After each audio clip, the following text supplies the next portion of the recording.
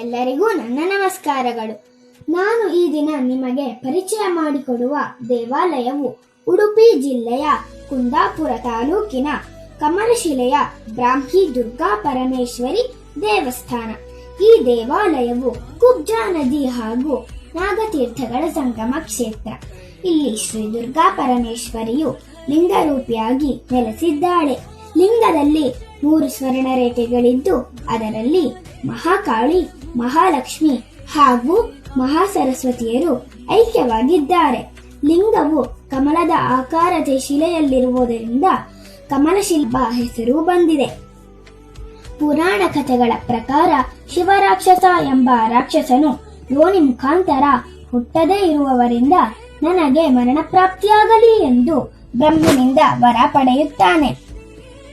ದೇವಿಯು ರಾಕ್ಷಸನನ್ನು ಸಂಹಾರ ಮಾಡಲು ತ್ರಿಮೂರ್ತಿಗಳ ಅಂಶವನ್ನು ಪಡೆದು ಬ್ರಾಹ್ಮಿ ದುರ್ಗಾ ಪರಮೇಶ್ವರಿಯಾಗಿ ಅವತರಿಸಿ ರಾಕ್ಷಸನ ಸಂಹಾರ ಮಾಡಿ ಲಿಂಗರೂಪಿಣಿಯಾಗಿ ಕಮಲಶಿಲೆಯಲ್ಲಿ ನೆಲೆಸುತ್ತಾಳೆ.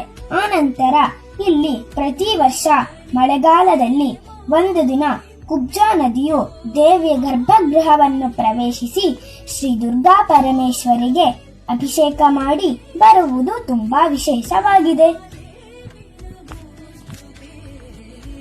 ಪುರಾಣದ ಪ್ರಕಾರ ಕುಬ್ಜಾ ನದಿಯು ಪಿಂಗಳೆ ಎಂಬ ಅಪ್ಸರೆಯು ಶಿವನಿಗೆ ನಿಂದಿಸಿದ್ದರಿಂದ ಪಾರ್ವತಿ ದೇವಿಯು ಕೋಪಗೊಂಡು ಕುಬ್ಜೆಯಾಗಿ ಭೂಲೋಕದಲ್ಲಿ ಜನಿಸು ಎಂದು ಶಾಪ ನೀಡುತ್ತಾಳೆ. ಪಿಂಗಳೆಯು ಶಾಪ ವಿಮೋಚನೆಯನ್ನು ಕೇಳಿಕೊಂಡಾಗ, ನೀನು ದ್ವಾಪರ ಯುಗದಲ್ಲಿ ಕಂಸನ ಆಸ್ಥಾನದಲ್ಲಿ ಗಂಧ ತೇಯಲು ಇರು.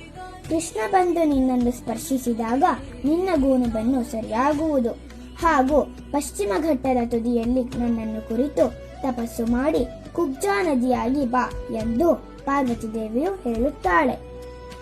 ಅದರಂತೆ ಇಂದಿಗೂ ಸಹ ಪಿಂಗಳೆಯು ಇಲ್ಲಿ ಕುಬ್ಜಾ ನದಿಯಾಗಿ ಹರಿಯುತ್ತಿದ್ದಾಳೆ. ಈ ಕ್ಷೇತ್ರದ ಸಮೀಪದಲ್ಲಿ ಸುಪಾಶ್ವ ಎಂಬ ಗುಹೆಯೂ ಇದೆ. ಇದು ದೇವಿ ನಿರ್ಮಿತ ಗುಹೆಯಾಗಿದ್ದು ಋಷಿ ಮುನಿಗಳ ತಪಸ್ಸಿಗೆ ಹಾಗೂ ನಾಗದೇವರಿಗೆ ಗರುಡನ ತೊಂದರೆಯಿಂದ ರಕ್ಷಿಸಲು ನಿರ್ಮಿಸಲಾಗಿತ್ತು. ಈ ಗುಹೆಯಿಂದ ಕಾಶಿಗೂ ತಲುಪಬಹುದು ಎಂದು ಸಹ ಹೇಳುತ್ತಾರೆ. ಈ ಕ್ಷೇತ್ರಕ್ಕೆ ಸಹಸ್ರಾರು ಭಕ್ತರು ಆಗಮಿಸಿ ದೇವಿಯ ದರ್ಶನವನ್ನು ಪಡೆದು ಕೃತಾರ್ಥರಾಗಿದ್ದಾರೆ.